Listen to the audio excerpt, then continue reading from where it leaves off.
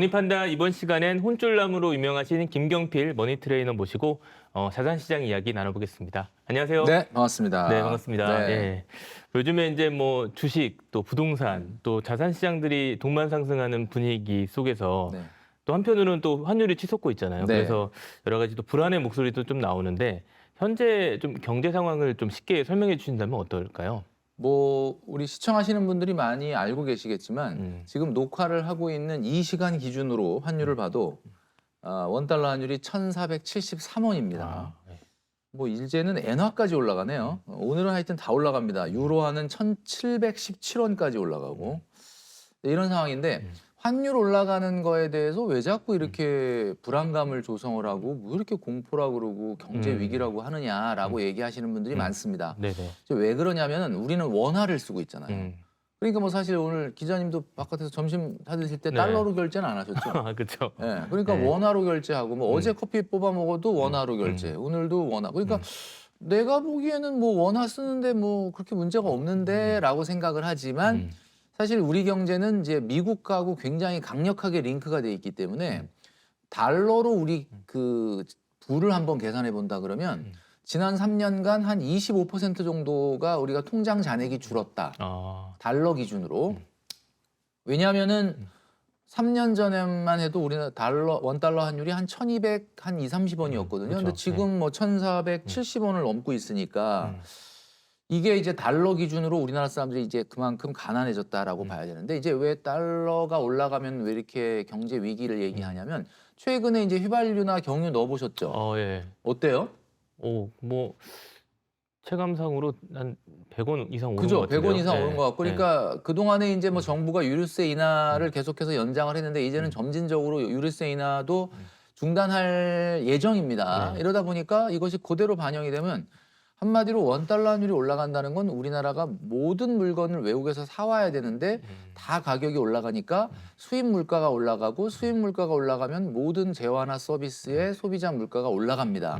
그럼 이거는 우리가 그대로 월급이 안 오른다면 그냥 그대로 우리가 가난해지는 결과를 나타내는 거죠. 최근에 안 오르는 게 하나도 없잖아요. 좀 전에 기자님이 말씀하신 것처럼 나스닥은 지난 3년간 116%가 올랐고 금은 149%가 올랐고 비트코인은 437%가 올랐습니다.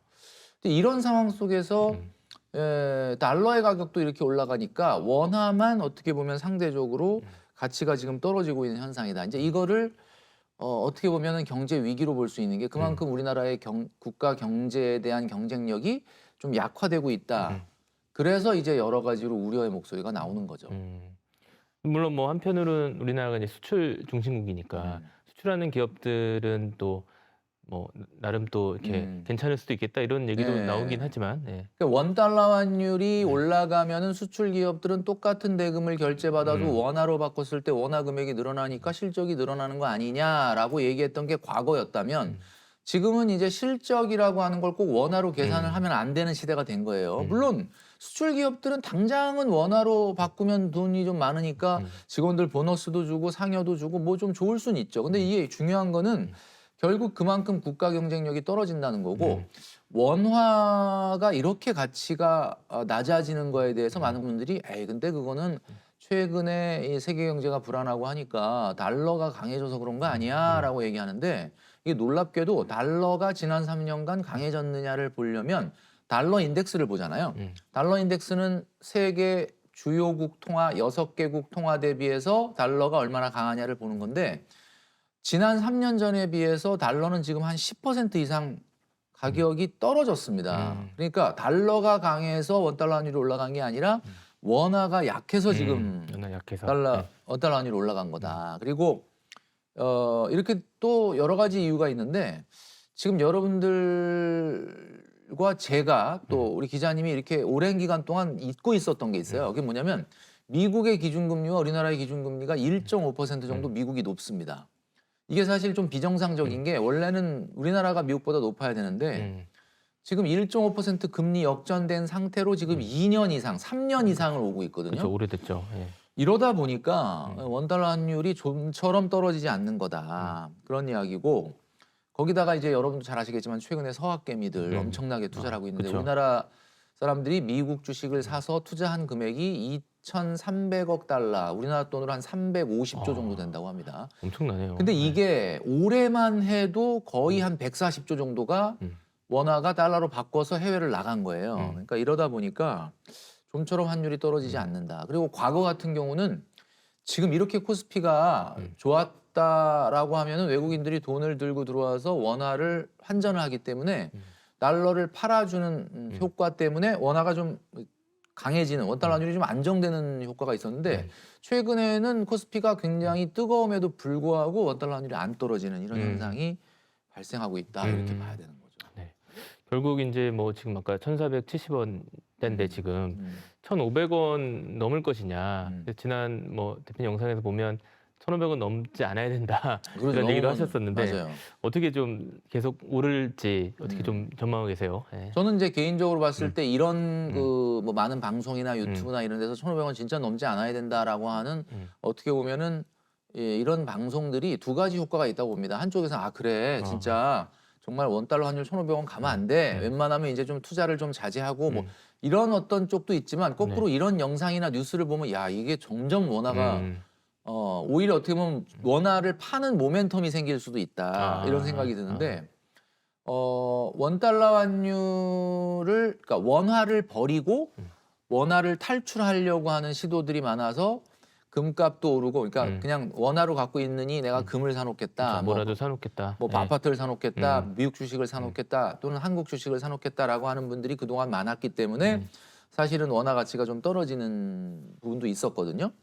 그러나 이제 항상 우리가 환율을 관찰하다 보면 한쪽으로만 일방적으로 계속 가진 않아요. 예, 환율이라는 건 이게 주식이나 부동산처럼 어떻게 보면 한쪽 우상향만 하는 자산은 아니잖아요. 사이클이라는 게 있기 때문에 그렇죠. 네. 분명히 이제 1,500원 선 물론 1,500원을 넘을 가능성이 아예 없는 건 아니지만 분명히 이제 1,500원 선에서는 뭔가 뭐 여러 가지 어떤 그 사이클에 의해서 조금 진정될 것으로 일단은 기대를 하고는 있는데 우선적으로 환율이 이렇게 올라가게 됐을 때 이제 더 이상 내년에 한국은행이 물가에 대한 부분을 방치할 수가 없다. 환율에 대한 부분을 방치할 수 없다. 그러면은 금리 인상으로 선회할 수도 있습니다. 아, 인상으로. 네, 금리 인상으로. 네. 지금은 뭐 미국도 우리나라도 금리 인하기죠. 사실은 그렇죠. 인하의 네. 사이클이긴 한데 얼마 전에 한국은행의 이창용 총재가 외신과의 보도 인터뷰에서 이런 얘기를 했거든요. 앞으로 여러 가지 고용이나 물가의 데이터를 보면서 금리 인하에 대한 크기와 시기를 좀 가늠하겠다라고 하면서 말미에 뭐라고 그랬냐면 데이터에 따라서는 내년에 금리 인하의 기조를 바꿀 것인지에 대한 검토도 같이 진행 중이다. 이런 이야기를 했거든요. 이제 이 이야기가 언론에 알려지면서 그날 국채를 투매하는 외국인들이 굉장히 많았습니다. 그러니까 그만큼 금리가 당장은 아니라도 이렇게 환율이 위협을 받게 되면은 내년에 경기를 좀 희생하더라도 물가를 잡겠다라고 하는 한국은행의 약간 의지가 내비친 건데 이렇게 되면은 금리가 내년도에 올라간다. 그렇게 되면은 경기가 가뜩이나 어려운 상황에서 좀 경기를 살리려고 하는 의지에 찬물을 끼얹을 수가 있고 두 번째는 지금 영끌로 집을 사신 분들 지금도 주담대 이자율이 최고 6% 넘었다는 뉴스를 들으셨겠지만 내년에 금리 인상 기조가 생긴다 그러면은 굉장히 그 부채들이 좀 부실해야 될 가능성이 많죠. 우리나라가 지금 가계 부채가 1965조인데 아마 2,000조를 곧 돌파할 거로 보거든요. 그래서 이런 면에서 좀 진퇴양난이 상황이다라고 말씀드릴 수 있을 것 같습니다. 원화의 가치가 이제 하락하는 거에 대한 사실은 뭐 이게 뭐 잠깐의 문제가 아니라 추세적으로 조금 맞아요. 그렇게 되고 있는 상황인데 여기서 어쨌든 이런 상황에서 내 자산을 어떻게 좀 지켜야 될지 이런 고민들을 많이 하실 수밖에 없는데 뭐 내 자산을 좀 지킬 수 있는 뭐 포트폴리오 어떻게 좀 구성을 하는 게 좋을까요? 여러분들이 어떤 투자 고민을 만약에 하신다면 그냥 생각해 보면 굉장히 간단합니다. 만약에 여러분들이 투자를 해야 되겠다라고 생각을 뭐 예를 들면 최근에 가장 많은 질문 중에 하나가 금 사야 돼? 뭐 이런 거 많이 오는 그렇죠. 금 사야 돼라는 질문을 왜 이렇게 많이 할까 생각을 해봤더니 최근에 금값이 엄청나게 올랐어요. 맞아요. 그러다가 약간 또 조정을 받았습니다. 그러니까 저렇게까지 금이 빠르게 올라가네? 라는 거를 보면서 약간 배가 아팠던 분들이 금이 좀 조정을 받으니까 그러면 이참에 내가 좀 이때가 사야 기회인가? 되냐? 그러다 이제 뭐 사실 조금 제자리로 거의 돌아오긴 했는데 음. 어려운 이유가 뭐냐면 여러분들이 금을 쌀 때 사서 음. 내년이나 내후년에 우리의 대학 가기 전에 전세금 올려주기 전에 요걸 조금 더 비쌀 때 팔면은 내가 시세 차익을 볼 수 있을까? 이런 생각을 하니까 지금이 저점인지 고점인지 생각하면서 어려워지는 거거든요. 네. 자, 그런데 그게 아니라 여러분 한번 그냥 생각해 보세요. 한 10년 내가 투자할 생각이다. 그럼 금 사야 됩니까? 사지 말아야 됩니까? 사야겠죠. 답이 너무 딱 뻔하거든요. 어. 그러니까 이제 우리가 왜 투자 고민을 했던 음. 거냐면 아, 이제 올해 샀다가 한 내년쯤에 좀 시세 차익 볼 수 있을까? 음. 이렇게 너무 좀 짧은 시간의 관점으로 시장을 보니까 어려운 거지. 한 10년의 관점으로 보자라고 하면 생각보다는 되게 투자가 명확해지잖아요. 그러니까 그 말씀을 드리면 많은 분들이 그래요. 아이고 누가 모르냐. 근데 내가 10년씩이나 이렇게 돈을 넣어놓을 수가 없으니까 하는 얘기 아니냐. 그렇죠. 자, 그런 그러면 얘기만 하실 것 같아. 예. 뭐 예를 들면 대부분의 사람들은 뭐 우리 젊은 직장인이나 또 우리 청년층 같은 경우 그러잖아요. 뭐 앞으로 3년 4년 안에 결혼을 할 수도 있고 그 이사를 갈 수도 있고 내 집 마련을 할 수도 있고 차를 바꿀 수도 있고 이런 일이 있으니까 장기 투자의 관점을 못 갖는데 시청하시는 많은 분들 같은 경우는 모두가 다 그런 건 아니거든요. 분명히 여러분들이 투자하고 저축하는 금액 중에 이거 10년은 내가 안 써도 될 것 같은데 라는 돈이 분명히 있어요. 그런 돈 같은 경우는 제가 말씀드렸던 것처럼 지금 여러분들이 관심을 갖고 있는 너무나 명확한 자산에 장기적인 관점으로 투자하시면은 굉장히 도움이 될 것 같다. 그래서 2026년도를 한번 우리가 예상을 해보면 네. 2026년도 제 물론 개인적인 의견을 드리는 거지만 올해보다 시장은 더 좋을 겁니다. 그러니까 무슨 얘기냐? 올해는 거의 모든 자산이 다 올라갔죠. 근데 올해만큼의 상승률은 안 나타날 가능성은 있어요. 그러니까 무슨 얘기냐? 올해 이렇게 올랐으니까 혹시 내년에는 뭐 떨어지는 거 아니야? 조정이 깊은 거 아니야? 이런 이야기를 하시는데 제가 제 개인적인 의견을 말씀드리면 2025년도 종가 대비 2026년도에 종가가 주식이 됐든 부동산이 됐든 기타 자산이 됐든 낮을 가능성은 없습니다. 제가 왜 이런 말씀을 드리냐면 일단 우리나라 주식, 우리나라 자산 시장도 지금 미국과의 커플링 관계에 있거든요. 그러니까 한마디로 미국 장이 좋으면 우리도 따라서 좋을 가능성이 있는데 내년에 뭐가 있습니까? 미국에 중간 선거가 있거든요.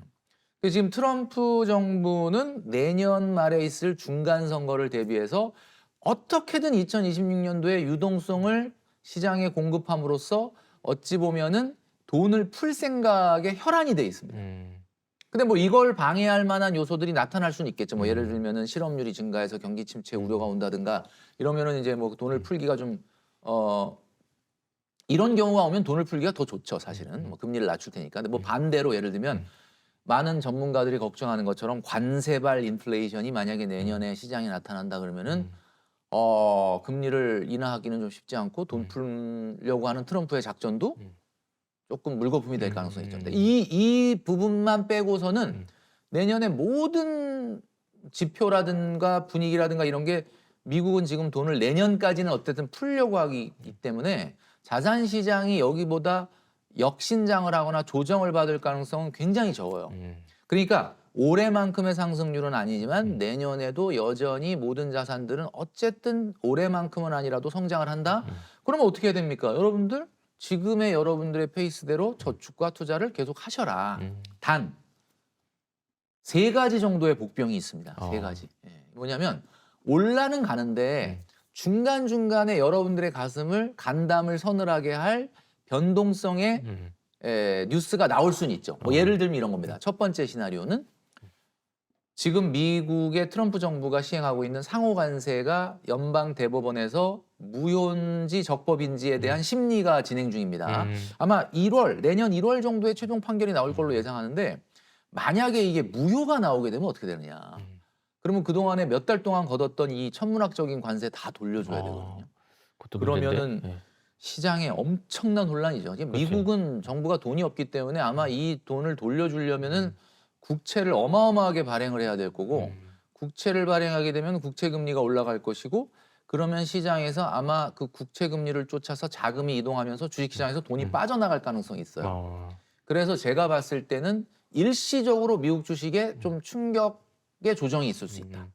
근데 한 달 이내에 저는 복구될 거라고. 한 달 이내. 왜냐하면 장기적으로 관세가 없어지는 건 기업들한테 좋은 거 아닙니까? 그러니까 순간적으로는 충격이지만 가만히 있어봐. 관세가 없어지면은 상호 관세 이전으로 돌아가는 거죠. 물론 트럼프 정부는 상호 관세가 무력화되더라도 뭐 품목별 관세니 뭐 대통령이 어떤 그 비상 경제 권한을 동원해서 어떤 식으로든 관세를 복원하겠다고 말은 하고 있으나 어쨌든 관세가 없어진다는 건 장기적으로 좋은 거니까 시장의 조정은 매우 짧을 거다. 이렇게 보고요. 예. 또 두 번째 시나리오는 이런 뉴스가 있을 수 있겠죠. 미국의 실업률이 지금 한 2달째 연방정부 셧다운 문제 때문에 발표가 안 되고 있는데 내년에 뚜껑 열어보니까 어우 진짜 실업률이 너무 높아졌고 경제가 너무 안 좋다.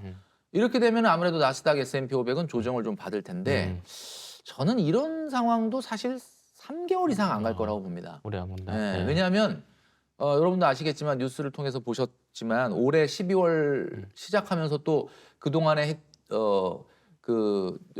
미국이 추진했던 QT가 어떻게 보면은 돈 푸는 양적 완화 이런 것들이 이제 에 반대되는 개념이 QT죠. 양적으로 긴축하는 이게 지금 종료가 됐거든요. 시장에 훨씬 더 많은 유동성을 공급할 수 있는 계기가 되는 거고 내년에 말씀드렸던 것처럼 트럼프의 중간 선거가 있다. 또 하나의 시나리오를 보자면은 뭐 예를 들면 그러니까 첫 번째 시나리오는 관세 무효, 두 번째 시나리오는 실업률 폭발, 경기 침체 우려. 근데 경기 침체 우려는 생각보다 빨리 극복할 수 있는 이유가 연준이 금리를 낮출 거예요. 경기가 안 좋아지면. 그래서 아마 금방 회복될 거라고 보고 세 번째는 이제 말씀드렸던 것처럼 관세발 인플레이션이 생기게 되면은 그거는 한 6개월 정도 미국 주식의 조정이 있을 수도 있겠죠. 자, 그러니까 중간중간에 이런 변수들이 나타난다면은 어떻게 보면은 미국 주식을 좀 충분히 내가 보유하지 못했던 분들은 저가 매수의 기회가 오히려, 될 수도 있다. 기회가 될 수 있다. 이렇게 말씀드릴 수 있어요. 그래서 포트폴리오를 여러분들이 이렇게 생각을 하시면 될 것 같아요. 정리하면 3년 이내에 나는 큰 돈 들어갈 일이 있다. 이런 분들은 절대로 여러분들의 자산이나 매달 투자하거나 저축하는 돈의 50% 이상을 위험자산에 넣기는 어렵습니다. 그죠? 그렇게 보시면 되고 나는 3년 동안 아무리 생각해봐도 뭐 당장 돈 빼서 쓸 일이 없는데 한 달에 뭐 얼마씩 계속 지금 저축이나 투자를 하고 있는데 그러면 그분들 같은 경우는 2026년도도 여러분들의 페이스대로 뭐 꾸준히 뭐 그게 한국 주식이 됐든 미국 주식이 됐든 적립식 분할 투자로 저축하시는 포트폴리오를 가져가시는 게 맞을 거다라는 말씀을 드리고 싶은 거죠. 알겠습니다. 아까 이제 뭐 금 얘기도 해주셨는데, 근데 금 같은 경우는 좀 더 장기적으로 보고 이제 그렇죠. 접근을 해라. 네, 금은 원래는 가격 변동이라는 게 크지 않은 자산이었어요. 2008년 금융위기 이전의 금값을 보면 거의 변동이 없습니다. 그냥 올라는 가는데 그냥 인플레이션 정도 수준으로만 올라가니까 우리가 이게 그래프를 보면 그냥 평행으로 나와요. 물론 이제 확대해 보면 좀 오르는 걸로 보이지만, 근데 이게 2008년 금융위기 이후에 금값이 치솟았거든요. 이제 금값은 여러분도 아시겠지만 달러 자산과의 역의 관계에 있습니다. 그러니까 달러가 좀 약해지거나 이럴 것 같으면 미리 올라 버리거든요. 달러가 강해지는 구간에서는 뭐 금이 그렇게 많이 안 올라요. 근데 최근에 제가 아까 드렸던 것처럼 달러 인덱스가 3년 동안에 한 10% 빠지는 구간에 세계적으로 자꾸 위기다라는 말이 나오니까 달러도 가치가 떨어지는데 위기라는 얘기가 나오니까 금이 계속해서 올랐던 거거든요. 근데 금이라고 하는 게 최근에 너무 급등을 했기 때문에 마치 비트코인처럼 막 너무 좀 변동성에 노출되는 듯 하지만 이걸 장기적으로 한 5년, 10년 펼쳐놓고 보면은 금이라고 하는 거는 거의 확실하게 우상향을 하는 그런 자산으로 보여지니까 1년, 2년의 잣대로 갖다 대면은 고점에 사면은 1년, 2년 있다가는 조금 뭐 낮은 가격에 팔게 된다면 손실이 생길 수는 있지만 5년, 10년을 놓고 꾸준히 사모아야 될 자산 목록이다라고 했을 때는 반드시 들어가는 게 바로 금이다. 다만 달러에 투자해야 되느냐라고 하는 것은 저는 그건 옳지 않다고 봅니다. 왜냐하면 달러는 자산의 종목이라기보다는 화폐이기 때문에 우리가 원화를 쓰고 있는 우리 입장에서는 지금 원달러 환율이 거의 1,470원, 80원까지 와 있는 상황에서 달러를 투자한다는 건 어때요? 그거는 상대적으로 어찌 보면 내가 뭐 한 1,400원 초반대 달러를 샀다면 모르겠지만 지금은 너무 올라가 있는 고점에서 사는 거기 때문에 이거는 뭐 이렇게 화폐에 대한 투자하기보다는 그냥 이제 미국 주식이나 해외 자산에 투자하시면 그게 자동으로 달러 자산에 투자하시는 그쵸. 셈이 되기 때문에 네네. 뭐 달러를 좀 사놓을까요? 뭐 이런 이야기 하시는 분들 많은데 뭐 굳이 그거는 이렇게 좀 불필요한 투자가 아닌가라는 생각을 저는 개인적으로 하고 있습니다. 혹시 뭐 다른 결일 수도 있겠지만 지금 이제 부동산도 음. 뭐 지금 현재는 지금 토호제 때문에 뭐 다 좀 네네. 혼란스러운 상황이잖아요. 네네. 부동산에 대한 자산을 가져야 되는 뭐 그런 사람들에게는 어떤 조언을 좀 해줄 수 있을까요? 지금 원달러 환율이 뭐 여기서 1,500원을 더 뚫지는 않는다고 하더라도 급격하게 당분간 내려올 것 같지는 않거든요. 그럼 이렇게 높은 환율에서는 일단 국내 주식에 투자한 외국인도 좀 떠나니까 주식도 조정을 받고 부동산도 안 좋은 영향을 받아요. 왜냐하면 환율이 높으면 금리 인상이 네. 예견되기 때문에 이 경제라는 건 자산 시장은 미래를 미리 반영을 하지 않습니까? 그러니까 환율이 계속 저렇게 높으면 부동산도 지금 금리를 높인 건 아니지만 야 앞으로 이렇게 되면 금리가 환율 방어를 위해서 높아질 수도 있겠네 이런 생각이 들면은 미리부터 사실은 수요가 좀 축소되는 거죠. 결국은 그러다 보면 부동산도 제가 봤을 때는 당분간은 뭐 상승세를 가긴 어렵다. 다만 이제 토허제로 그냥 거래 자체를 거의 중단시키다시피 했기 때문에 사실은 어찌 보면은 관망하는 분들이 시장에 들면서 또 그렇다고 급격한 또 하락도 나타나긴 좀 어려운 그쵸. 예. 상황이라는 거죠. 그래서 지금은 당분간은 그냥 이런 약 보합 상태로 당분간은 계속 갈 거다라는 생각이 들고 부동산은 이제 언제 분수령이 될 것 같냐면 내년 지방선거. 내년에 이제 미국은 대통령 트럼프 대통령의 중간 선거가 내년 말에 있고 우리나라는 내년 6월에 지방 선거가 있습니다. 근데 이제 지방 선거 전에는 부동산에 대한 추가 대책이나 강력한 보유세 카드를 내놓지 않을 가능성이 거의 100%입니다. 왜냐하면은 지금 여당에서도 보유세라는 말도 뻥끗하지 말아라.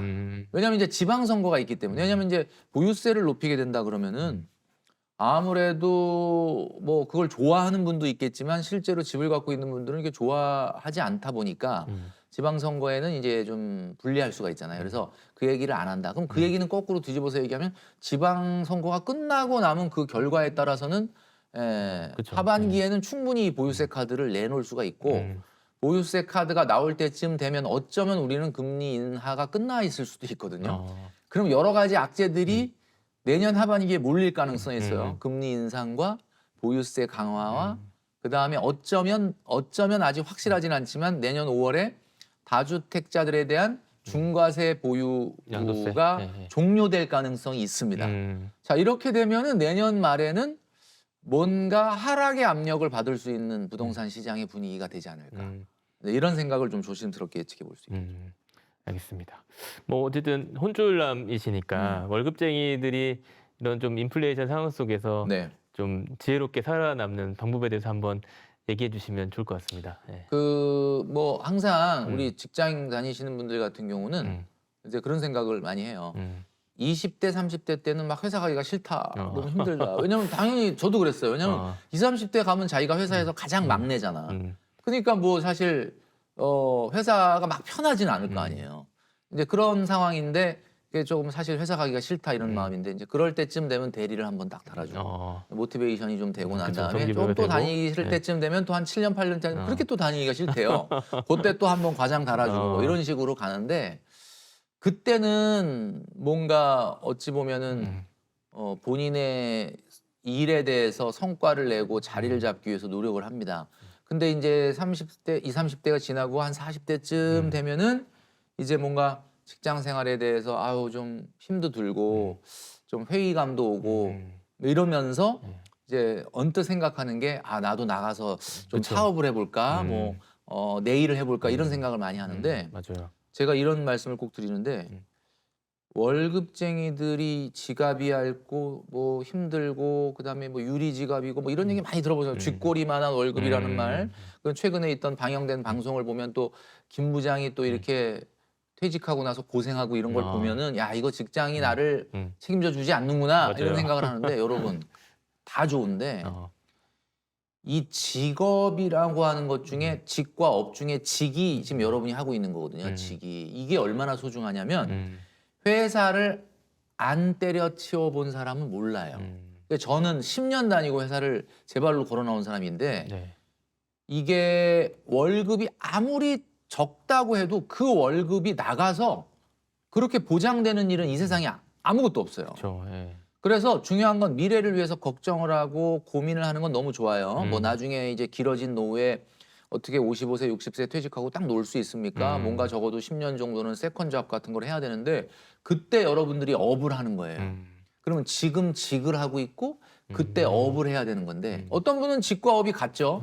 내가 치과 의사인데 내가 어느 병원에 페이닥터로 지금 일하고 있다. 그러면 거기 원장 그게 내 직이죠. 근데 내가 그거 때려쳐도 나가면 내가 차려도 할 수 있잖아. 예, 그러니까 개인부터? 이게 직과 업이 같잖아요. 보통 사자 들어간 분들이 직과 업이 같은 분들이에요. 근데 그런 분들 말고 일반 직장인들은 지금 직을 하고 있잖아요. 자꾸 업에 대한 생각을 하면서 나도 업을 해야 되는데 좋은데 그 직이 보호해주는 그 보호막 아래서 업을 준비하셔야지 직을 내팽개치고 아유 이게 죽고리만한 월급 이건 안 됩니다. 그래서 제가 분명히 말씀드리고 싶은 거는 인플레이션 시대에 직장인들이 취약하다? 맞죠? 그러면 직장인 말고는 자영업자는 어떨 것 같아요? 더 취약하죠.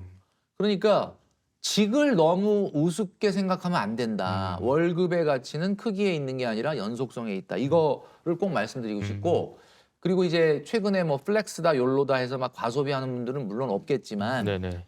그래도 다시 한번 이런 고물가 시대에는 내가 똑같이 씀씀이를 써도 돈이 모자라.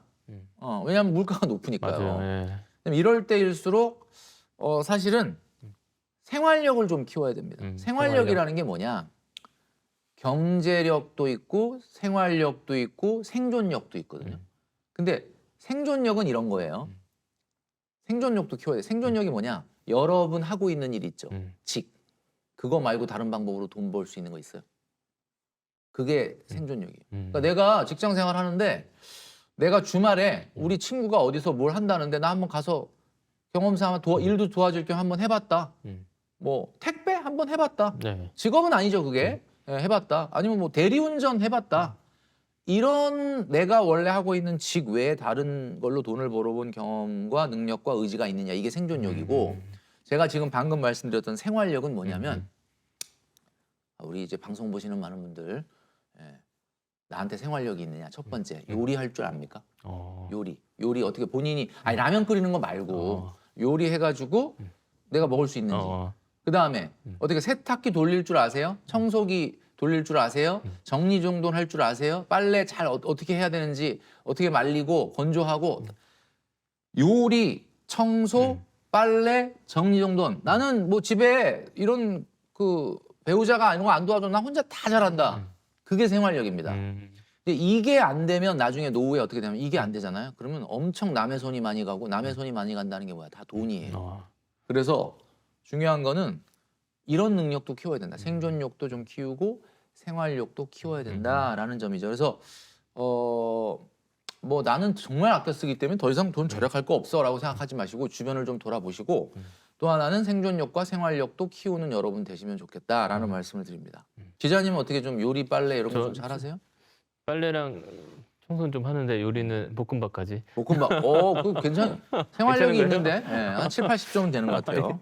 뭐 최근에 이제 뭐 드라마, 뭐 아시는 분들은 아시겠지만 뭐 김부장 이야기라는 드라마 때문에 뭐 직장인들은 한 번씩 보고 공감을 많이 하셨을 것 같은데 뭐 어쨌든 은퇴에 대한 얘기이기도 하잖아요. 네. 직장 생활 하면서 이제 은퇴하기 전에 얼마 정도 있으면 내가 노후에 좀 편안하게 살 수 있을까 이런 고민들을 당연히 하실 텐데 맞아요. 이런 질문을 받으신다면 좀 어떻게 얘기해 주세요. 예. 얼마 정도 있으면은 노후에 안심할 수 있을까요? 라고 하는 거는 너무 개인적으로 차이가 많이 나서 그쵸, 예. 지금 딱 얘기하기는 어려워요.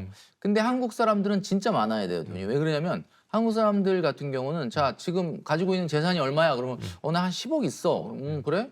근데 그 10억 중에 내가 이걸 건드릴 수 있는 거는 한 5천만 원도 안 돼.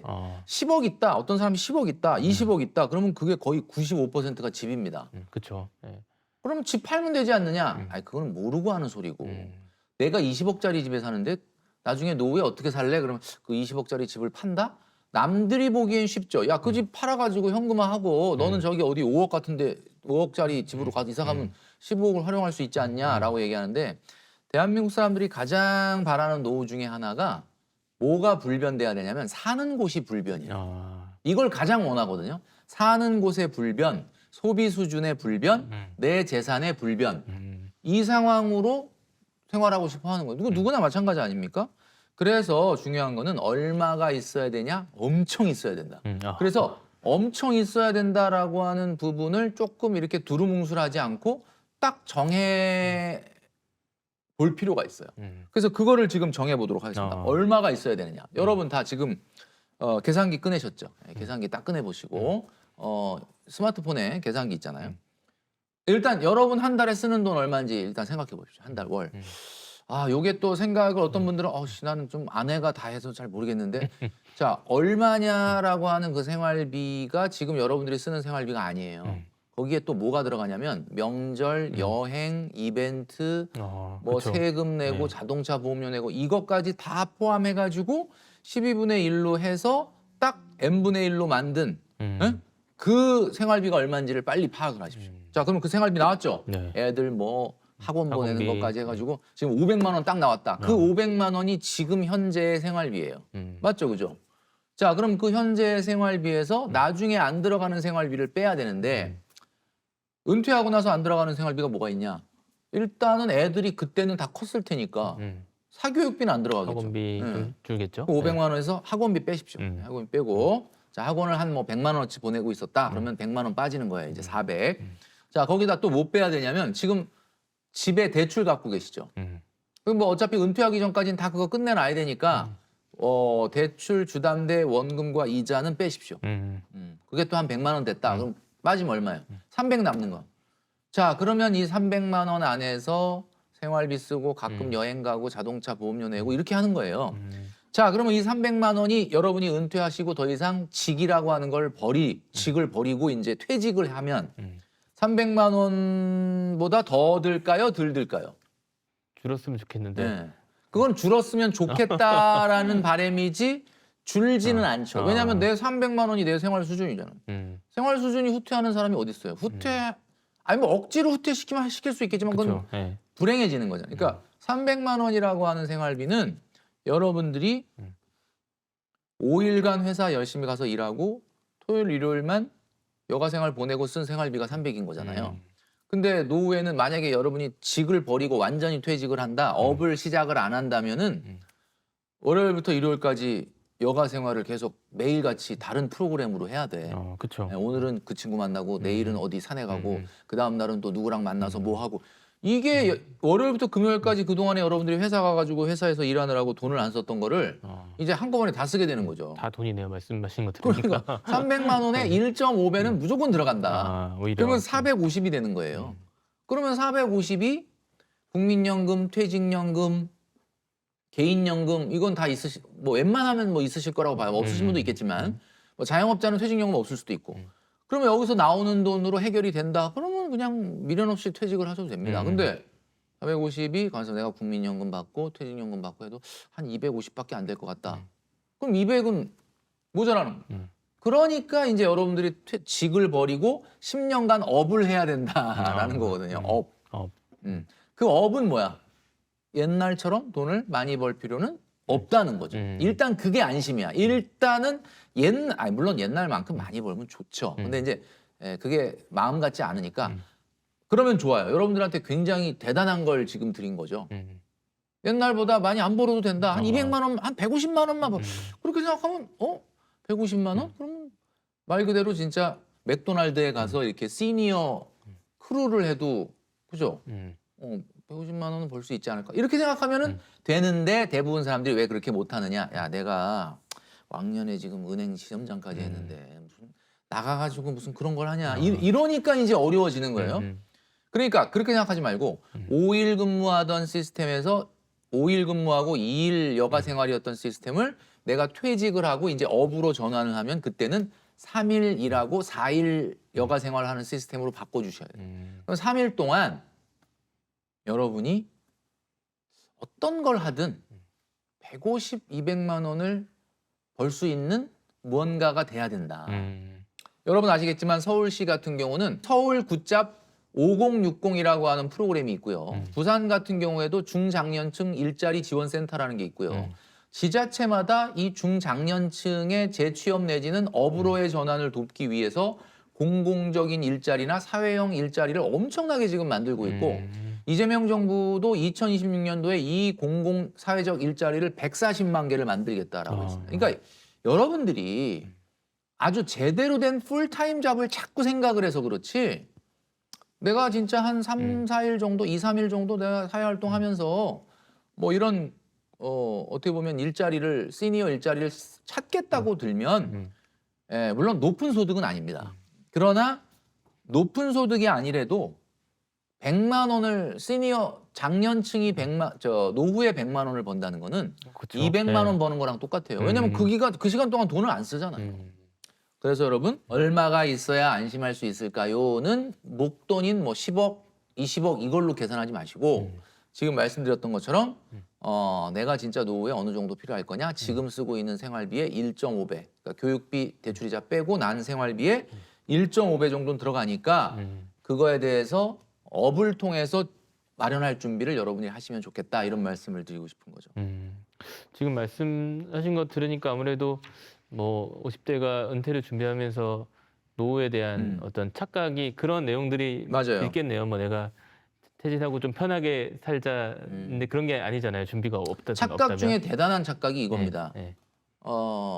아마 누구나 이제 한 40대쯤 넘어가면 아, 내가 그럼 노후에 좀 어떻게 하면 편안하게 좀 노후 생활을 보낼 수 있을까? 우리가 여행 가서 굉장히 재밌고 기쁨을 느끼는 이유. 그러다 보니까 많은 분들이 그래요. 아, 나 은퇴하면은 세계 여행을 좀 하면서 다니면 너무 좋겠다 이런 생각을 하는데 저는 이렇게 생각합니다. 세계 여행을 간다? 그 생각은 행복을 주는데 실제 세계 일주를 떠난 분들은 그렇지가 않아요. 왜냐하면은 우리가 여행을 1년 365일 뭐 많이 가는 분들은 뭐 두세 번도 가지만 네. 저는 뭐 1년에 한 번 갈까 말까 하긴 하는데 사실 여행지에서의 느끼는 자유로움이나 행복감은 일상에서 탈출한 느낌이 가장 커요. 거기 가서 좋은 걸 보고 맛있는 걸 먹어서 기쁜 것도 있지만 야, 내가 진짜 참 치열하게 살다가 여기 와서 참 이렇게 여유로운 생활 보내니까 너무 좋다. 그러니까 이 해방감이 주는 여행의 기쁨이거든요. 근데 은퇴하고 계속 세계 일주를 하잖아요. 제가 다녀온 분하고 세 분하고 얘기를 해봤는데 있으시구나. 생각보다 그렇게 기쁘지 않대요. 아. 자꾸 집안 걱정되고 뭔가 이렇게 이런 생각이 든다는 거죠. 그래서 왜 오히려 그런가 봤더니 충분히 즐기지 못하는구나. 네. 왜냐하면은 내가 그동안 여행하면서 느꼈던 거는 우리가 주말이 즐거웠던 이유는 평일이 5일 열심히 좀 시달리기도 하고 일을 하다가 여가니까 좋았던 거야. 여행이 너무 행복했던 거는 일상에서 치열하게 살다가 나왔기 때문에 행복한 거예요. 그러니까 노후에 여러분들이 가장 잘못된 착각이 우리의 라이프에서 워크를 완전히 빼버리면 안 된다. 아. 그러니까 우리는 이런 거 꿈꾸잖아요. 워라벨 하면서 워크와 라이프는 분리된 거니까 나 워크 타임과 내 원래 살아가는 라이프 타임은 다른 거다라고 생각을 하는데 우리 라이프 안에 워크가 들어있는 거예요. 그러니까 다만 5일을 풀타임으로 일하고 2일 쉬는 시스템을 20년, 30년 했으니 이제는 그렇게 하지 말고 하루 이틀이나 3일 정도를 워크를 하고 예. 그 다음에 여가 생활을 가져라. 그래서 노후에 더 큰 기쁨을 얻기 위해서는 경제적인 부분에도 도움이 되고 여러분의 여가 생활의 질도 높일 수 있는 일이 바로 그런 밸런스가 필요하다라는 말씀을 드리고 싶은 거죠. 네, 알겠습니다. 아무래도 뭐 아까 드라마 얘기했지만 뭐 김 부장이 퇴직하고 나서 분양 뭐 사기도 당하고 맞아요. 여러 가지 이제 그 은퇴를 했을 때 가질 수 있는 리스크들이 많을 것 같고 네네네. 또 대표님 영상에서도 50대 리스크 영상에 좀 공감 있게 봤는데 그 어떤 리스크들이 실제로 좀 있을까요? 아마 이제 우리 시청하시는 많은 분들 중에 나도 이제 몇 년 안 되면 은퇴하고 또 퇴직을 준비해야 되는 분들이 있는데 이제 여러 가지 리스크가 있는데 가장 첫 번째 리스크가 창업 리스크입니다. 아, 그렇죠. 의외로 굉장히 많아요. 이게 60대 이상의 자영업자가 5년 전에 142만 명이었는데 불과 5년 만에 지금 210만 명까지 늘어났다고 하거든요. 그건 왜 그러느냐? 아예 뭐 창업이라는 게 쉽지 않고 녹록지 않다는 거 알지만 내가 놓을 수는 없지 않냐. 근데 이제 창업이 왜 리스크가 되냐면 내가 한 몸 뛰어들어서 뭔가를 하다가 실패하면 상관없어. 그냥 아 좋은 경험이네 이런데 이거는 창업이라는 건 내가 자본이 투여가 되잖아요. 그렇죠. 네. 특히 최근 같은 경우에 프랜차이즈 창업 사실 누구에게나 딱 보면 참 그럴듯해 보입니다. 그리고 대한민국에서 절대로 안 망하는 업종 4가지가 있다 그러잖아요. 절대로 안 망하는 업종 4가지 뭘 것 같습니까? 치킨집 있을 것 같은데. 안 네. 망하는 게 커피, 베이커리, 치킨, 피자입니다. 진짜. 아. 이 4가지 업종은 절대로 안 망해. 왜 안 망하느냐? 트렌드가 안 변해. 한국 사람들이 커피 내년에 안 마시고 내후년에 안 마시겠어요? 치킨 안 먹겠어요? 피자 안 시키겠어요? 빵 안 먹겠어요? 그러니까 이거는 절대 안 변하는 아주 어떻게 보면은 안정적이다. 정말 혹하는 얘기 아닙니까? 그러네.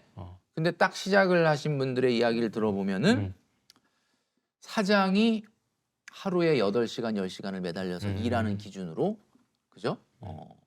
그 위치한 곳과 매장의 크기에 따라 다르긴 하지만 매출을 올리면 인건비 나가죠, 임대료 나가죠, 비용 나가는데 프랜차이즈 같은 경우는 뭐 그 업종에 따라 다르지만 거의 최대 50%까지 매출을 본사에 보내야 되고 뭐 이렇게 하고 나니까 남는 게 이제 유튜브에 보시면 여러분 아시겠지만 뭐 우리가 알고 있는 뭐 빵이나 뭐 커피 유명 그런 브랜드들 이 프랜차이즈 창업하고 나서 실제로 얼마나 버나 이런 영상들이 있는데 350만 원 정도 버는 거야. 예를 들면 다 뛰고. 네.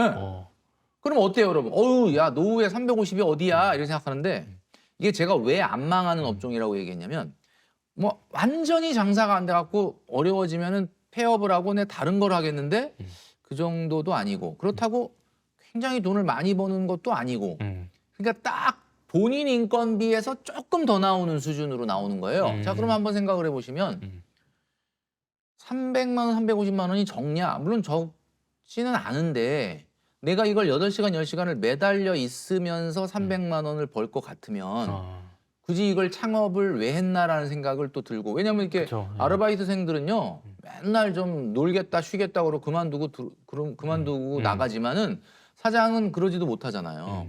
근데 그 친구들은 맨날 그만뒀다 들어왔다 나갔다 하면서 200만 원 벌고 나는 거기서 10시간 붙어 있고 300만 원 벌면 네. 누가 이득이지 약간 이런 생각이 드는 거죠. 현타가 올 것 같은데. 네, 현타가 오는 거죠. 네. 그러니까 사실 이게 참 딜레마인데 본인이 경험하고 본인이 지식이 있는 걸로 창업하는 건 너무 저는 추천입니다만 내가 모르는 거를 다른 사람들에게 영업 기술을 빌려서 하는 프랜차이즈 창업이라면 그 프랜차이즈 창업을 정말 하고 싶다면 그 프랜차이즈에서 진짜 아르바이트라도 좀 하고 하셔라. 그러니까 너무 모르고 들어가는 경우가 많다라는 거죠. 그래서 이게 첫 번째 리스크고 창업 그쵸. 두 번째 리스크는 여러분도 아시겠지만 투자 리스크죠. 투자 리스크. 우리 머니판다를 시청하시는 많은 분들도 이제 어떻게 보면 좋은 인사이트를 얻기 위해서 보시겠지만은 투자라고 하는 건 결국 본인이 판단을 해야 되는 거예요. 여기서 뭐 어떤 정보를 했다 저 사람이 저런 얘기했네. 그 내용을 참고로 본인이 판단을 해야 되는 거거든요. 그렇죠. 굉장히 높은 수익률을 제시한다든지 굉장히 좋은 조건을 제시한다든지 그러면 이 의심부터 해보셔야 돼요. 아니 그렇게 좋으면 네가 하지 왜 나한테 하라고 그러지? 이런 생각을 해야 되는 거예요. 그래서 이게 최근에는 금융사기와도 연결돼 있습니다. 금융사기. 그러니까 뭐 코인 사기, 다단계 금융사기, 뭐 보이스피싱은 뭐 하도 많아서 뭐 최근엔 뭐 스미싱, 잘못 링크 주소도 건드렸다가 뭐 이런 걸 포함하고 그다음에 가까운 사람들을 조심해야 됩니다. 지인, 특별히 가족까지도 좀 경계해야 되는 게 뭐 이런 게 있는데 뭐 어떻게 된대, 좀 투자해 이런 이야기들은 여러분들 현혹시키는 거다. 그래서 두 번째가 투자 리스크고요. 세 번째는 바로 부부 리스크입니다. 부부 리스크. 부부 리스크. 부부 리스크가 되는 부부 건가요? 리스크가 뭔가 또 이렇게 생각하시는데 최근에 이제 한국 사회에서 굉장히 놀라운 변화가 뭐냐면 20년 전에 비해서 지금 황혼 이혼율이 엄청나게 올라가고 황혼 이혼이라는 게 뭐냐? 30년 이상 결혼 생활을 하고 나서 이혼하는 거예요. 옛날 같으면 참 있을 수가 없었는데 옛날에는 사실 다 참고 있었던 거예요. 근데 지금은 그냥 참질 않는 건데 이게 왜 리스크가 되느냐? 보통 옛날 우리 어르신들 같은 경우는 남자가 나가서 경제 활동을 하고 우리 어머님들은 주로 집에서 살림을 하고 그렇죠. 그러니까 막 싸우다 보면 어르신들이 내가 벌어다 준 돈 갖고 말이야 뭐 이러면서 이렇게 싸우시는 분들 많잖아요. 근데 이게 이혼을 하게 되면은 이제 최근에 판례들을 보면은 뭐 재산이 막 30억, 50억, 100억이다 이러면 모르겠지만 아, 아무리 한쪽이 경제 활동을 했다고 해도 한 15억, 20억 미만에다가 한 20년, 30년 이상 살았다 그러면 재산 분할이 합의 이혼의 경우에 5대 5입니다. 아, 그러니까 아무리 남편분이 가서 돈을 벌었다 그렇다 그래도 하더라도 이게 네. 금액이 뭐 이렇게 한 2, 30억 이상 넘지 않는 한은 그냥 무조건 반반이거든요. 그렇게 되면 뭐 10억 얼마 있는데 이혼을 한다? 그러면 그러네요. 예. 5억씩 나눠지는 건데 갑자기 그러면 집도 이사해야 되고 뭐 집도 팔아야 되고 이게 어떻게 보면 경제적으로 나이가 들면서 좀 이게 리스크가 될 수가 있어요. 그래서 그러네요. 요즘 최근에 황혼 이혼이 음. 서로의 경제적인 부분을 좀 망가뜨리거나 이렇게 이렇게 되는 경우가 많다. 그러니까 부부 관계라는 게 물론 뭐 사람이 어떻게 계속 좋을 수 있겠습니까? 그렇지만 서로 이제 나이 먹을수록 좀 배려하고 좀 존중하고 그리고 그동안에 상대 배우자가 이 가정을 위해서 노력했던 헌신과 이런 것들을 생각하면서 좀 이렇게 존중을 해주는 문화가 되면은 너무 좋은데 그게 안 된다 그러면은 이게 또 노후에 갑자기 생각지도 않은 부부 리스크 때문에 경제적으로 어려워질 수 있다라는 근데 이야기죠. 들어보니까 되게 큰 영향일 것 같은데요. 네, 그럼요. 네. 예, 굉장히 이게 큰 영향이 있을 수가 있죠. 음. 자, 그다음에 또 리스크가 있다라고 하면 이게 가까운 데 있습니다. 아. 배우자 얘기했죠. 음. 뭐겠어요? 자녀 리스크. 아, 자녀도. 예, 자녀 리스크가 있어요. 마지막으로 자녀 리스크. 음. 이 자녀 리스크는 뭐냐? 최근 같은 경우에 캥거루족이 늘었잖아요. 캥거루족이 뭔지 아시죠? 뭐 이렇게 그죠?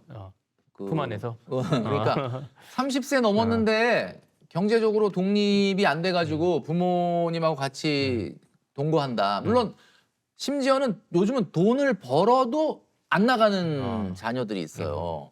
근데 이게 요즘 그 돌캥이라고 하죠. 돌캥. 돌캥? 좀 들어보는데. 돌싱이 아니라 어. 돌캥. 그러니까 돌아온 싱글이 아니라 돌아온 캥거루족이. 아, 그러니까 나갔다가 나갔는데 자기가 살아보니까 안 되겠는 거야. 아. 월세도 많이 나오고 그러니까 안 되겠다. 그리고 집에 다시 들어왔는데 빨래도 안 해, 요리도 안 해, 청소도 안 해, 정리정돈도 안 하고 근데 생활비도 안 줘. 이런 자녀들. 물론 뭐 부모 입장에서 야 그래 너 돈 모아야 되니까 생활비는 안 줘도 되니까 너 열심히 돈 모아서 경제적으로 독립을 해라. 그런데 봤더니 맨날 해외여행 다니고 명품 사. 그러면서 생활비는 안 내. 그러니까 한마디로 말해서 이런 것들이 어떻게 보면은 우리 노후를 맞이한 우리 부모님들한테 경제적으로 또 발목을 잡는 경우가 있다. 그렇겠네요. 그리고 이제 이 정도는 애교로 봐줄 수 있어요. 뭐 그냥 와서 그냥 생활비 안 내고 뭐 에이 그래. 근데 자꾸 손 벌리는 거. 사업하는데 좀 돈 좀 보태달라. 집담보로 좀 돈 좀 해달라. 얼마만 땡겨달라. 이러면 이거 뭐 한두 번은 거절하는데 또 부모 입장에서 또 마음이 또 뭔가 집요함 앞에서는 무너집니다. 음. 집요하면은 지게 돼 있어요. 부모 자녀 이기는 부모가 없어요. 자식 이기는 부모가.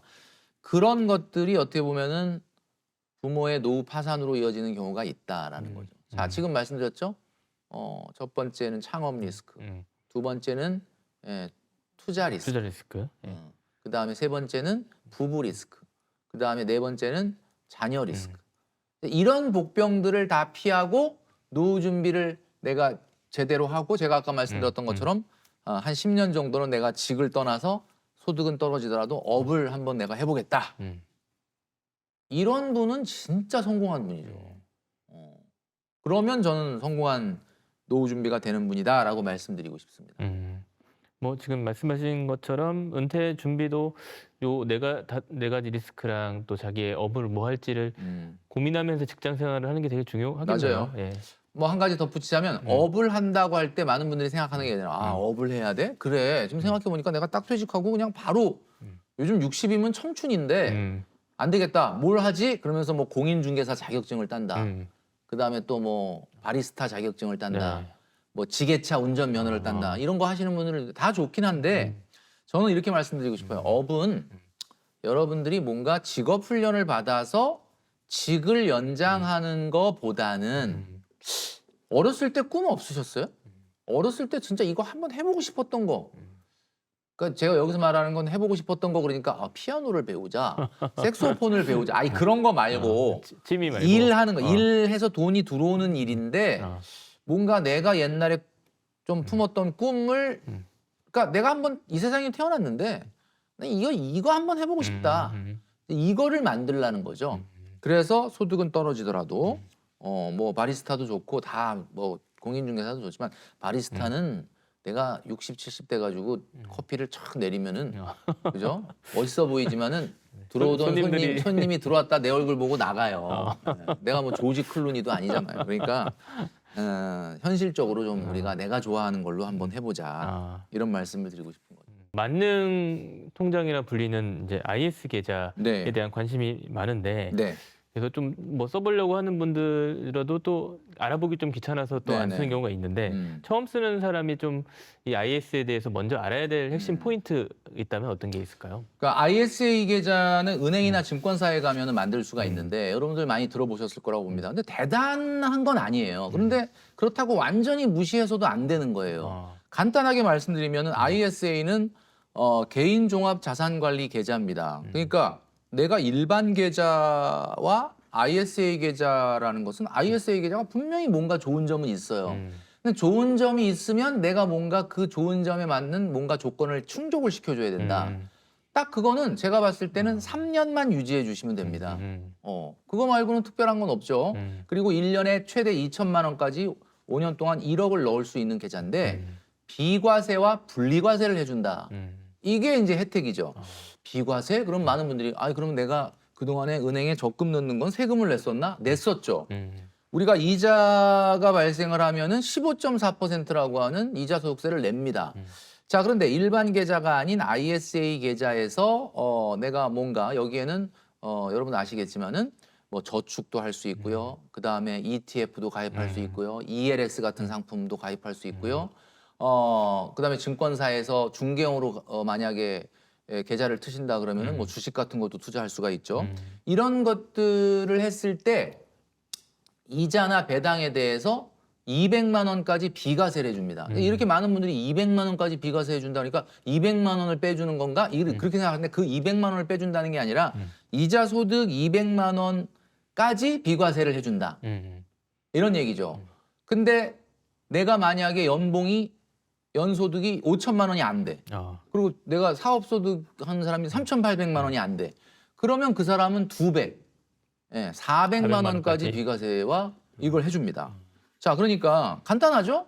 그럼 아까 일반 계좌에서 저축을 하든 ETF를 사든 뭐 해도 되는데 ISA 계좌에서 하면은 덤으로 이런 혜택, 비과세 혜택과 분리과세. 그러니까 이제 이자 배당 소득이 2천만 원 넘은 경우에 왜 2천만 원 넘게 되면은 금융소득 종합과세에 해당되잖아요. 최근에 이제 여야가 합의를 해가지고 이 배당 소득에 대한 것만 따로 세율을 조금 조정을 하긴 했지만 이 분리과세가 대단히 유리한 거잖아요. 그러니까 이걸 해준다. 근데 내가 지켜야 될 거는 뭐 특별한 게 없어요. 이거는 그냥 3년이라는 기간만 지켜주시면 되기 때문에 웬만하면 ISA에다가 하시는 게 좋다. 그러니까 뭔가 지금 저축을 하고 계세요?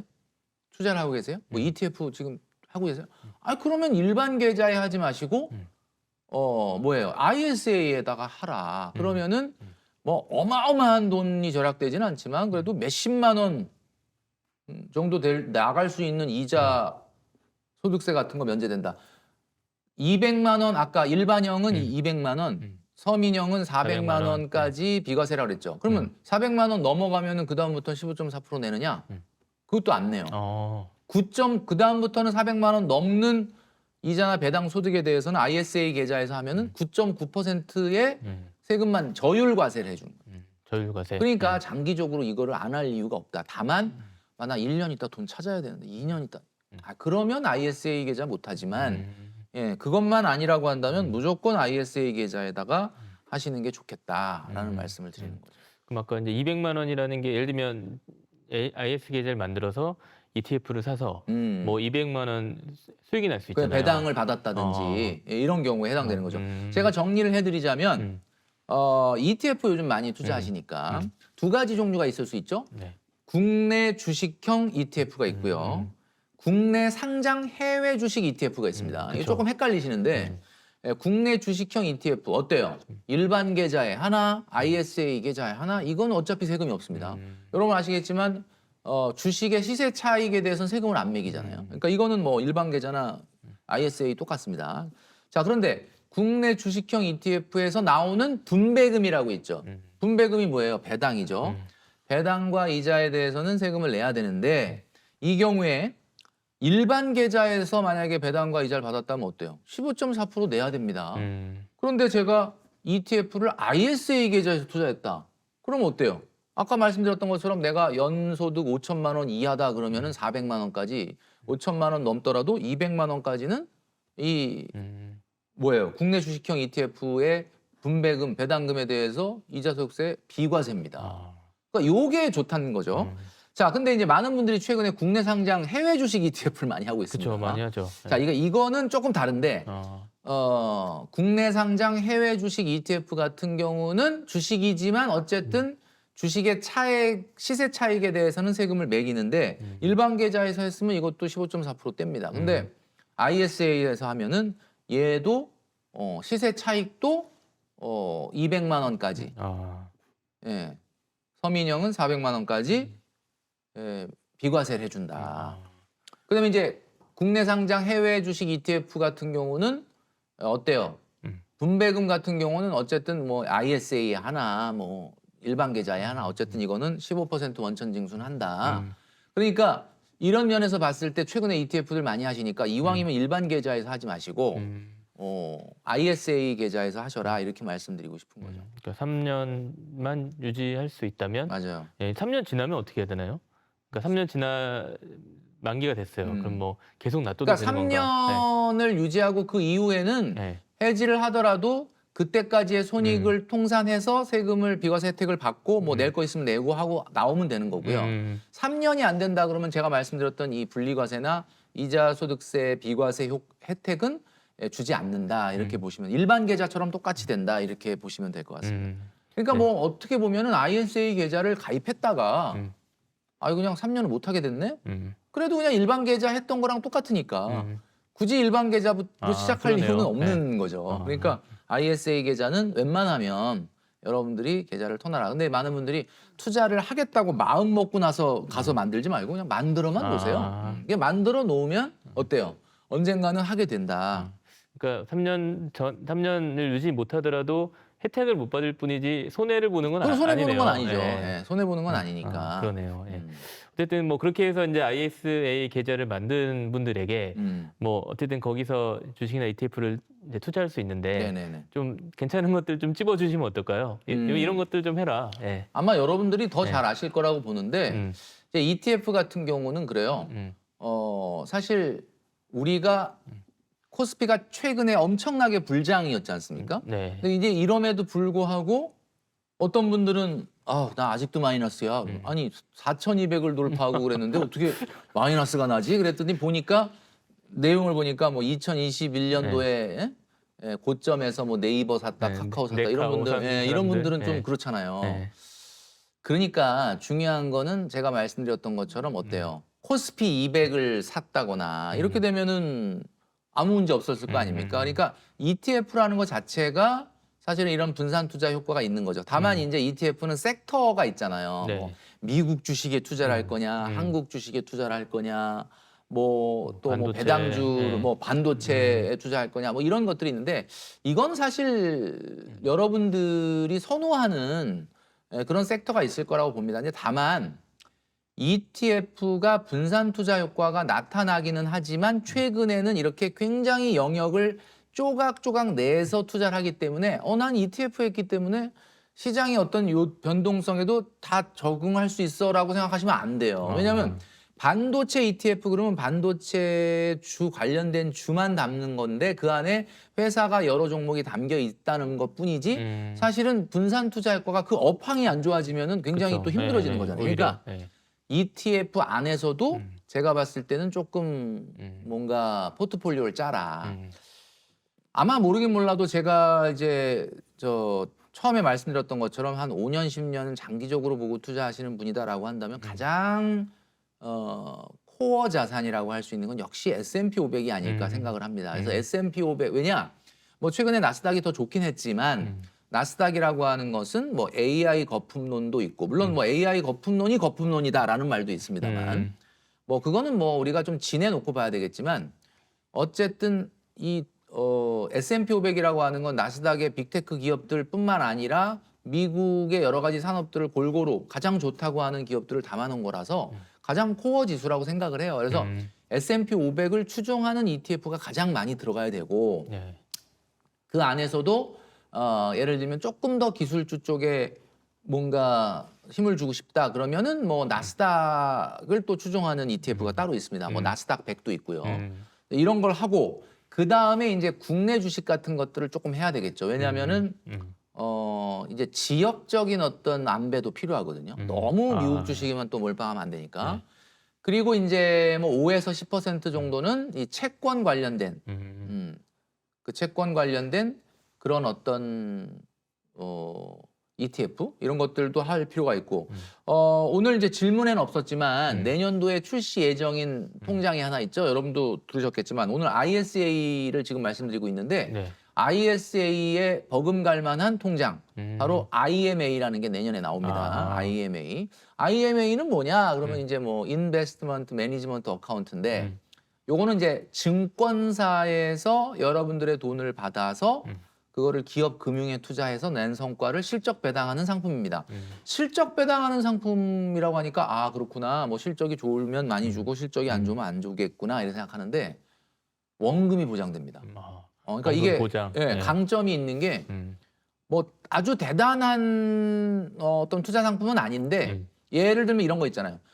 은행에 2% 넣어놓긴 너무 좀 그렇고 그렇다고 막 너무 고위험의 주식에 투자하긴 조금 그렇고 한 중간에 약간 어느 즈음에 틈새 시장을 노린 그러네요, 거라고 볼 수가 있죠. 진짜. 그래서 일단은 이것도 이제 뭐 3가지 종류의 형태가 있는데 안정형, 뭐 일반형, 그 다음에 투자형 뭐 3가지가 있는데 최대 8% 수익을 추구합니다. 8% 수익을. 그리고 8% 정도 수익을 여러분들에게 놀려드리려면은 벤처 기업에 투자를 해야 되겠죠.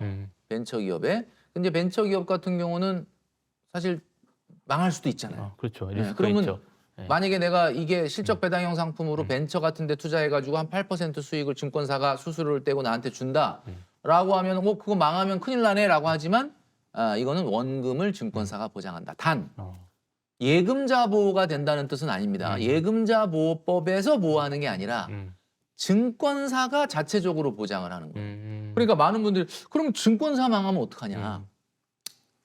그래서 이번에 금융감독원이 8조 원 이상의 자기 자본을 갖고 있는 좀 큰 회사만 사업자로 선정을 딱 2군데 했거든요. 여러분도 아시는 그 미래하고 한국 요 2군데만 먼저 선정을 했어요. 그러니까 아마 뭐 이게 굉장히 많은 포트폴리오를 차지할 건 아니지만 그래도 여러분들이 제가 아까 말씀드렸던 것처럼 S&P 500, 나스닥, 그다음에 코스피의 이런 섹터의 ETF에 그다음에 채권에 거기에 한 뭐 5% 10% 정도 여러분들의 성향에 맞춰서 들어간다 그러면은 좀 괜찮은 하나의 틈새 시장이 되지 않을까. 예를 들면 뭐 내가 1억의 여유 자금이 있는데 내년에 써야 돼. 근데 말씀하신 대로 은행에 넣기는 좀 그렇고 주식 사기 좀 그렇고. 근데 이제 내년에 써야 된다 그러면 IMA는 안 되는 이유가 또 기간이 안정형 같은 경우라 하더라도 한 2년은 해야 돼요. 그러니까 이제 안정형 최소한의 2년. 그리고 이제 뭐 일반형 같은 경우는 한 3년, 4년, 5년. 기간이 필요하구나. 그리고 투자형 같은 경우는 연 8%를 추가하는데 요거는 한 그래도 한 6, 7년 정도 투자한다라고 생각을 해야 되기 때문에 그런 점은 좀 감안해 주시면 좋을 것 같습니다. 네. 그래서 어쨌든 뭐 이렇게 좀 혜택을 있는 계좌들이 계속 나오니까 네. 관심을 가지면 좋겠네요. 네. 그 만약에 뭐 직장인들이 진짜 소액으로 50만 원 음. 투자한다면 아까 말씀하신 것처럼 뭐 S&P 500, 나스닥 100, 뭐 코스피. 국내 코스피 이렇게 좀 뭐 10만 원씩 이렇게 그렇죠. 쪼개서 해도 되는 건가요? 그럼요. 네. 그러니까 ETF라는 게 이제 그런 점이 장점 아니겠습니까? 그러니까 소위 말하는 분산 투자의 효과라는 게 종목에만 있는 건 아니잖아요. 그러니까 일단 시간의 분산이 필요해요. 그러니까 여러분들이 어쨌든 50만 원씩 하겠다라고 마음을 먹었다면 50만 원을 하셔야 돼요.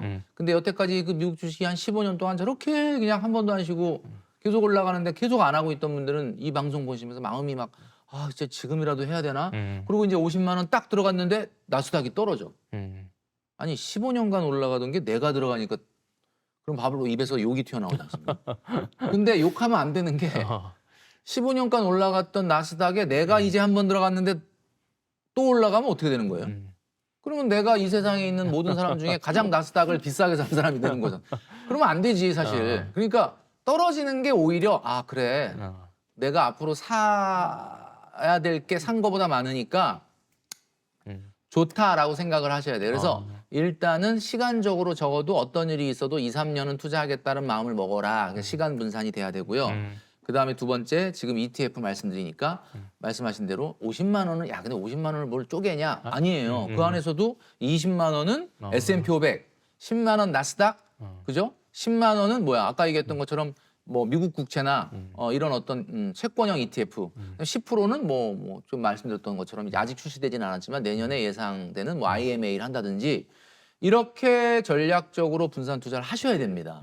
그렇게 하고 그럼 시간도 분산하고 시점도 내가 매달 사니까 적립식으로 분산되고 그다음에 종목도 분산되고 내가 만약에 50만 원 어쨌든 투자라는 건 위험 자산이잖아요. 어느 정도는 위험 자산. 그러니까 50만 원을 내가 이렇게 ETF에 투자한다는 거는 한 50 정도는 그냥 ISA에 그냥 저축 이런 것도 해야 되겠죠. 네, 금리형과 분산 투자.